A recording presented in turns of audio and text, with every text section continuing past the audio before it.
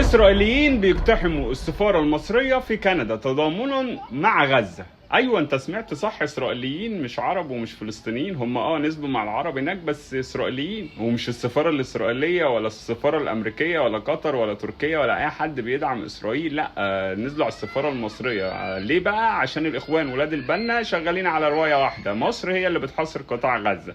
انتوا مستوعبين العبث؟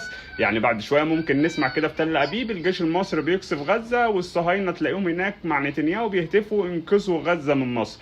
لما اسرائيل نفسها تتبنى روايه الاخوان، اعرف يا صديقي ان احنا داخلين على مرحله عبث مركب بكل اشكاله. يعني اللي احنا بنشوفه بقالنا يومين ده فعلا عبث بكل المقاييس.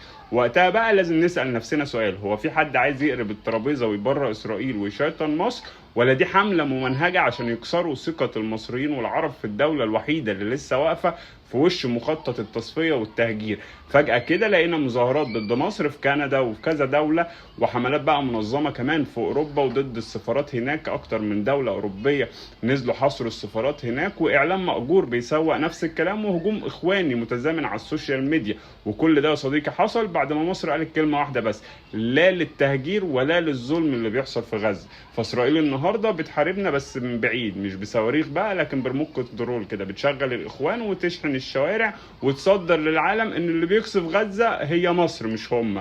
ده اللي احنا بنشوفه بصراحه. بس مصر مش هتسكت برضه، ومصر مش هتبيع القضيه، وكل لما ترفض الظلم الكلاب دي هتعوي اكتر. وعشان كده هنفضل بنقول تحيا مصر وتحيا فلسطين. فشارك الريلز ده عشان اللي بيحصل حوالينا مش صدفه، لا دي معركه على وعيك ووعي كل مواطن شريف.